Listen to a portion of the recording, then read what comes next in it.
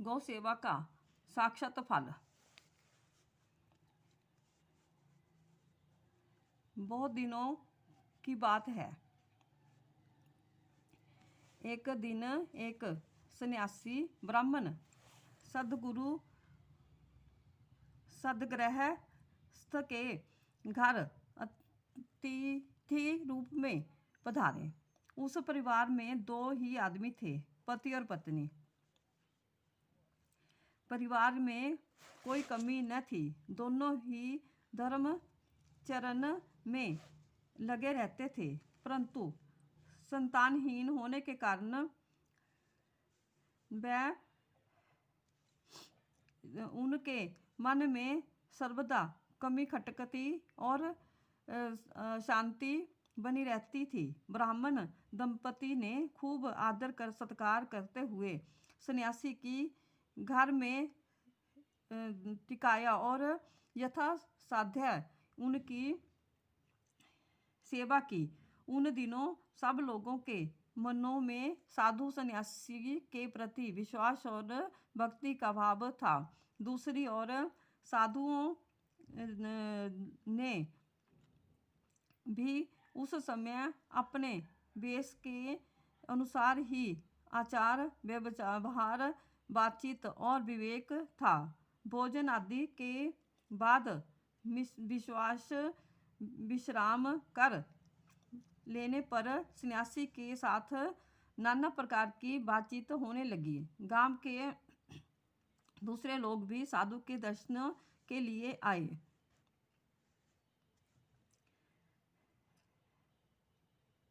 बातचीत के सिलसिले में ब्राह्मण की अनुपस्थिति में एक आदमी ने कहा कि गांव में एक ब्राह्मण दंपति के समान सत्यवादी, नम्र प्रकृति, धार्मिक और अतिथि भेष करने वाला और सेवा करने वाला आदमी प्रायः देखने में नहीं आता, किंतु दुख की बात यह है कि इनको संतान नहीं हुई।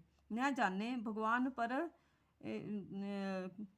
इस प्रकार के धर्मात्मा के ऊपर क्यों अप्रसन्न हैं। पीछे सब लोग एक एक करके अपने घर लौट गए। साधु उस रात ब्राह्मण के घर ही रहे। दूसरे दिन प्रातःकाल साधु ने अन्यत्र जाने की इच्छा प्रकट की, किंतु ब्राह्मण ने कहा कि आप गृहस्थ के घर अतिथि हैं, भोजन बिना किए आप कैसे जा सकते हैं।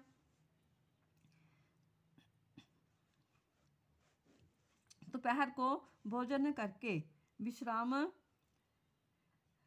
करने के लिए आपको जहाँ जाना हो वहाँ जाइएगा।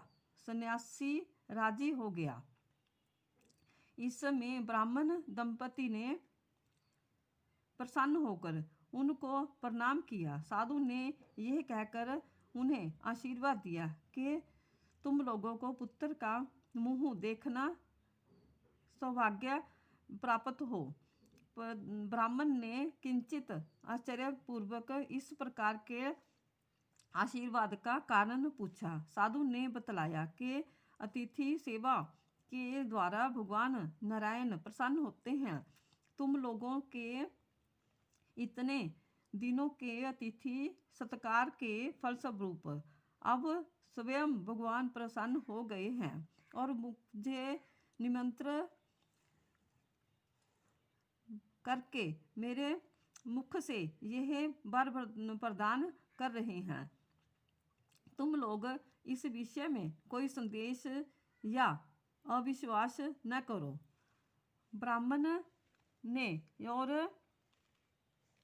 भी विस्मित हो साथ हाथ जोड़कर पूछा, इस प्रकार हमारा कर्तव्य क्या है। साधु ने उत्तर दिया, गौ सेवा। साधु यथा समय ब्राह्मण के घर में चले गए। ब्राह्मण दंपति भी एक ब्याही हुई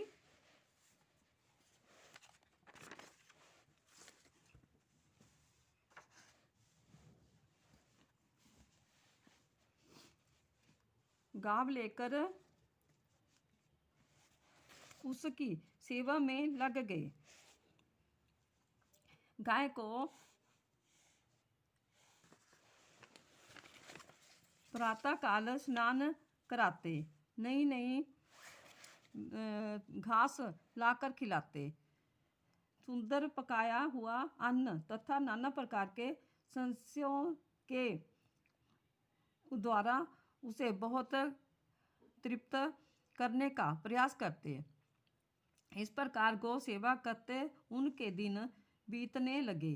ब्राह्मणी गौ के चरण धोकर उसको अपने केसों में पोंछती, चरणोदक मस्तक पर लगाती और पान करती।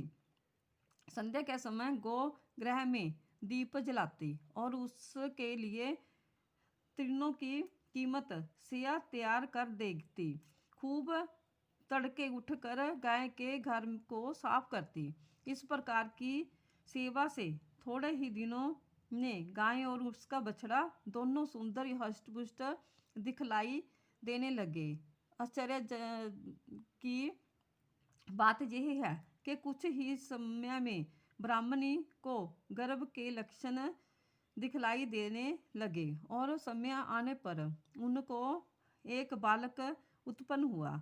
सारे गांव में आनंद का सोता उमड़ चला। सबको उस साधु के आशीर्वाद की बात याद आ गई। फल ये हुआ कि बहुत लोग गौ सेवा में लग गए। इस घटना के में मैंने लड़कपन में ही सुना था। बाद को जब कॉलेज में पढ़ने गया तब कालिदास का रघुवंश पढ़ते समय देखा कि सूर्यवंशीय महाराजा दिलीप जब संतानहीन होने के कारण कलयुग गुरु वशिष्ठ के पास अपनी दुख गाथा वर्णन करने लगे, तब महर्षि उनको स्त्री के साथ गौ माता सुरभि की कन्या की सेवा करने के लिए उपदेश दिया। सुता तदीया सुरभे कृत्वा प्रतिनिधिवम शुच आराध्या सपत्नीक प्रीता कामदुधा हे सा। दिलीप तदनुसार रानी सुदक्षिणा के साथ भक्ति भाव से वशिष्ठ जी के बतलाए व्रत को धारण करके तन मन धन से नंदिनी की सेवा में लग गए और उसकी रक्षा करने के उद्देश्य से उसके साथ वन पर्यंत और झरनों के तीर भ्रमण करने लगी। उसके बाद माया के सिंह का नंदिनी के ऊपर आक्रमण करना आदि कथा सभी जानते हैं तथा दिलीप की गौ सेवा की आंतरिक परीक्षा करके नंदिनी ने उन्हें आशीर्वाद दिया। इसके फलस्वरूप सुदक्षिणा के गर्भ से रघु का जन्म हुआ। असूत पुत्र समय सचिसमा त्रिसाधना शक्ति रिचार्थ मक्षयम। अब भी इस विषय को पढ़ने की ही मुझे अपनी बाल्यकाल की सुनी हुई घटना याद आ जाती है और गौ सेवा के महात्म्य के विषय में हृदय में विश्वास और दृढ़ता उत्पन्न हो जाती है। अब वृद्धावस्था में मैंने ही भी अपने ने एक गृहस्थ शिष्य को गौ सेवा करने का उपदेश दिया और ढंग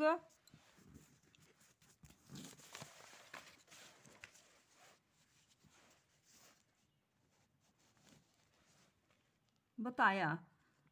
सुना के है कि उसकी पत्नी को गर्व है।